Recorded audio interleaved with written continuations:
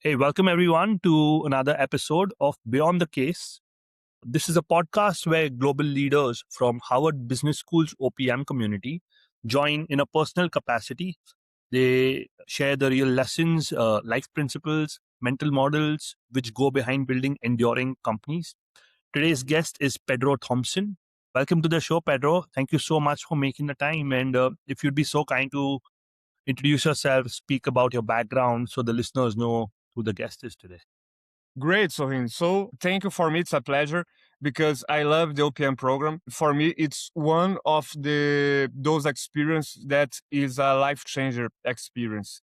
And for sure, the OPM program about the contents, about the cohorts, about the professors, about HBS. HBS is like the Hogwarts of the universities around the world. So it was amazing. And for me, it's a pleasure to talk a little bit about that and even more to talk with alumnus from the program. In a elevator pitch here, my career, I began my career in a big four company in Deloitte on the audit side. And it was funny because I began my career in audit like months after the Enron scandal. And the Enron scandal changed 2002. 2002, and the Enron scandal changed all the procedures about audit, about accounting, and etc. And I just began my career on that period. So I spent 4 years in Deloitte, in the audit size, in the accounting size, and I have a lucky because on that time Brazil it was the top of the emerging markets country. We had a lot of inflow of institutional investors around the world, US, Europe, and etc. The country was booming, and I participate as an advisor of a lot of IPOs here in Brazil. So I spent 4 years in Deloitte, and then I migrate to the private equity side. And I spent 9 years on private equity side in BTG Pactual. BTG Pactual is the largest investment bank of Latin America. We always make a comparison and a little kidding that BTG Pactual, it's like Goldman Sachs of Latin America. It's an investment bank and private equity platform, the biggest one. And I spent 9 years on BTG Pactual. And on those 9 years, I spent half of this tenure as an investment officer, searching for opportunities, deploy money in the opportunities, act as a board member of the companies, make investor relations with LPs to our funds, and the other half as a management of our investment companies. So I was CEO, CFO, COO of our thesis to accelerate the agenda that we had to the companies to extract the most value that we could. So on top of that, I think that my flow, my pleasure is much more operate or participate of the daily basis of the company day than be only a guy of investment. I could found that. I spent 9 years on BTG Pactual. I have exposed of some industries, real estate industry, retail industry, and oil and gas industry. And then I migrate to another private equity that calls GP. GP was the former private equity of Banco Garantia, of Jorge Paulo Lemann, Beto Sicupira, Marcel Teles. But in the GP, I go straight forward to an investment company of the GP that calls Estácio, and they make a rebrand that now calls Edux. It's the largest it's the largest group of private education in Brazil. Only college. We don't have K-12, and it's the largest one. I think that in some time in the past was the second largest educational group of the world. And I spent 4 years in Estácio. Uh, 6 months as CEO and 3 years and a half, 6 months as CFO and 3 years and a half as CEO. And was an amazing journey, Sohin, because when you work with education, you have a lot of purpose. you don't have only, how can I say to you? You don't have only the dividends, the net income, and etc. You have social impact. Your products for sure change the life of some people. And for me, it was amazing. We had like 1.2 million students. Was a huge student basis. Was amazing. I love education. Work with education for me was a privilege. Then I back to BTG Pactual to be the head of vertical that that will build of media. We start to consolidate media vehicles as New York Times, for example, just to make, how can I say, to a client acquisition path to our retail business unit. So we start to consolidate a lot of media vehicles and was a successful. I was the managing director of this vertical, and I like that a lot. I never in my previous life I was much more, how can I say to you, I was much more financial and operation animal, not a guy of performance media and etc. And for me, it was very complementary, this kind of thing. So I spent 3 years running this vertical, and then I went to be the CEO of the, on that time, the third largest public company on the health sector here in Brazil, that calls Aliar. Aliar was a holding of roughly 150 labs to exams, a national footprint.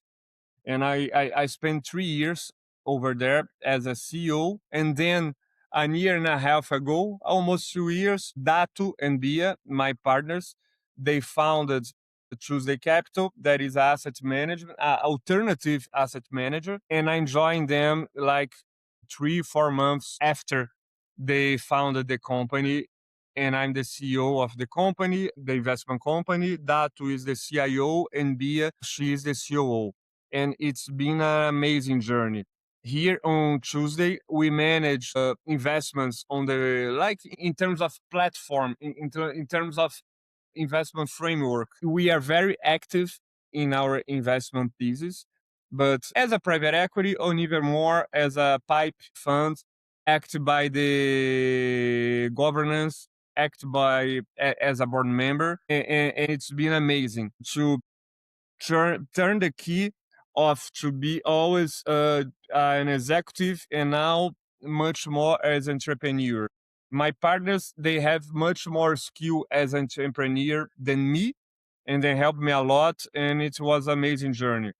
And not less important, I was OPMer of the 49 program, and it was an amazing experience. As I told you, a life change experience. Thank you, Pedro. Very thorough and detailed introduction. So that helps set us the the ball in motion for this conversation. Are there any experiences from your early childhood which you believe may have shaped the way you think about leadership, responsibility, ambition today? Yes, great question, Sohin. I think that I have it's a particular thing, but I don't have a shame, not at all. I have some kind of, I think it was painful, but in a good way, it's helped me a lot, because a part of my family, we were a very wealthy family here in Brazil on the 80s, and we lost everything that you can imagine, everything, assets, real estate, everything. And for me, this trauma, that you are exposed in a very uncertain environment, and the day by night things can change for the worst case, and you have to enjoy your life, but in another hand, to be very responsible about the future, and even more about the decisions that you always take. For sure, it's shaped my entire career, and even more myself, the person that I am today. When you go through a traumatic experience like that, where you lose everything. How does that change your relationship with wealth and your sense of freedom?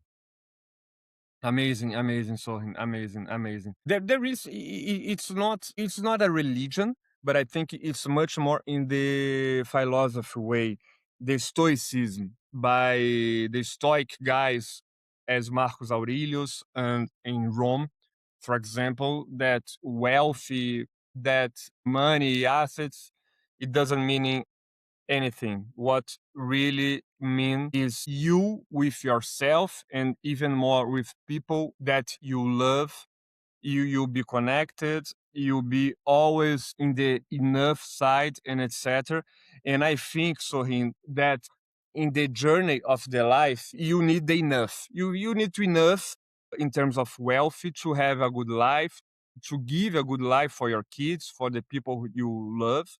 But after the enough, you have to enjoy the life. Enjoy the life not with money, not with everything. Enjoy your life with realizations to yourself, and even more generate impact to help to change the life of the people that you love. So for me, this stoic way in that I found in the philosophy helped me a lot. Yeah, most people inherit wealth, but from what I'm hearing from you, you inherited adversity. When you look back, do you think that experience has become one of your greatest advantages today? For sure, 100%, man. And then you've gone on to be part of private companies, lead companies as well. How do you think your decision making has evolved over the years? And how has your relationship with risk been, given that you started your life on such a risky note where you had nothing to lose? Perfect. Perfect. Great question. Here, now I always work with investment in other side, in one side, and the other side, I worked as a executive, as a C level of companies. So for sure, took decisions, it's very important. And to take the best decision, it's like impossible because life shapes us to have a lot of bias. Good bias, bad bias, but we are a bucket of a lot of bias. If you can eliminate the most bias that you have, it's precious, it's gold. And I think that here, and I'm learning a lot of that with my partners, with Dato and Bia, to be 100% aware of our bias. Only take the decision, the best decision, eliminate any bias. And it's very important. The life for sure shape us with bias. Good bias that help us, bad bias that somehow prejudice us, but if we can eliminate any bias of our decision making process, it's amazing. And I, for with all of the humility of the world, my partners they help me a lot to eliminate some bias. Any strategies or any mental models you have on how to eliminate bias or how to reduce the amount of bias in our thinking? Yeah. I think so. And I have this experience. In fact, yesterday in a small meeting that was an investment committee meeting, and I think that when you can listen and establish a process of listen, understood, process, and then give your feedback, it's very important. So if you could train your system one of Kahneman, be more connected with your system two, and doesn't matter if you will take more time, but you need to process, and you need to process, and you need to focus in a out of the frame, out of the motion, and then give a feedback, give a response. Forget about timing. We always have deadlines and etc. Forget about that. Thinking in how the process will be to you connect your system one to system two and take the best decision. Feel like I'm having another chat with Dato right now because he was talking about Kahneman and the Datu, I love Kahneman, so him for sure, but Datu is the guy that I know that has the deepest knowledge about Kahneman. Yeah, yeah. So I'm guessing the conversations at your company, even if you all go out for lunch, must be so intellectually rich. The fact that you all sound to be so well read and you all introspect so deeply. What is the culture like at the company? The culture. Yeah, We we have a gossip here, a kidding, that we live a democracy, but a democracy of always of the best arguments. So the best arguments will always be our leader, our guide. Independent if the best argument was of a junior person, was of a senior partner, and etc. The best argument has to be the key of our culture, always. Pedro, what led you to OPM? So OPM was a decision. I don't know when I was in the end of my college and I read an article, an interview with Jorge Paulo Lemann. Jorge Paulo Lemann is a former HBS graduate student and a former OPM student. And he was talking about the program, how diversity is a program, how in a fast track way you change your life to be a better person, a better executive, a better entrepreneur. And I over indexed the program and I made several applies, like 3 times. But I was a junior guy. I was applying with 28 years old. And then in my third, I was accepted. And that time I was 31 years old and it was amazing. It was amazing. Any takeaways from the OPM program that still come back to you now that it's been over 10 For years? sure, for sure, for sure, for sure. A lot of takeaways. The main takeaways that I have, the deepest one, was with Deepak. I speech this quote of Deepak on a daily basis for him. Who on the frame win the game? It's short, but it's very powerful. When you control the framework of a decision, of a situation, you will have the best possibility to be a winner. So the pack, the best, the anchor effect, the who the framework, who on the frame win the game. The pack was a great and deepest content for me in a personal and even more in an entrepreneur and executive way. Amazing. I'm not sure if you're a reader. Has there been any book which has influenced your philosophy or leadership of life? I know you touched on Stoicism. Stoicism for sure, meditation of Marcus Aurelius.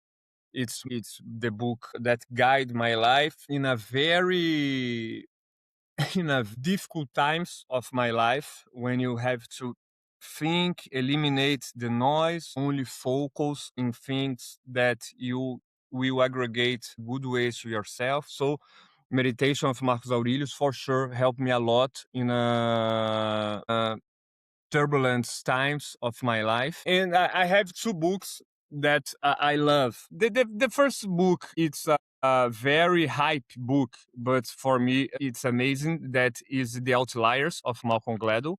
That I think that Malcolm Gladwell in Outliers, he could match lucky and determination and how those things combine make successful rides, successful journey for me was very important.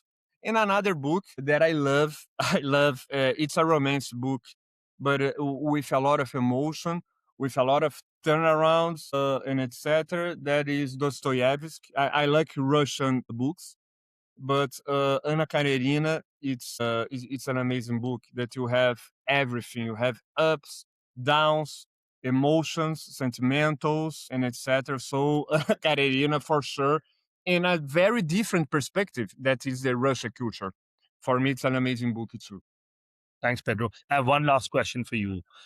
If you could write a letter to your younger self who's going through the lowest part of your family's journey, what would the first sentence say? Believe much more in you and less in the outside. The key of your success, the key of your peace, of your realizations, it's inside you, not outside you. Thank you, Pedro. Thank you very much. Very pleasant conversation, a lot of takeaways as well. So appreciate this, and I look forward to meeting you in person. For sure, so for sure. I will meet you in Boston, preference with that too, and we'll have a coffee or beer or cold beer for sure. Sounds good, man. Be well. Be well, Sohin. Bye bye. Bye.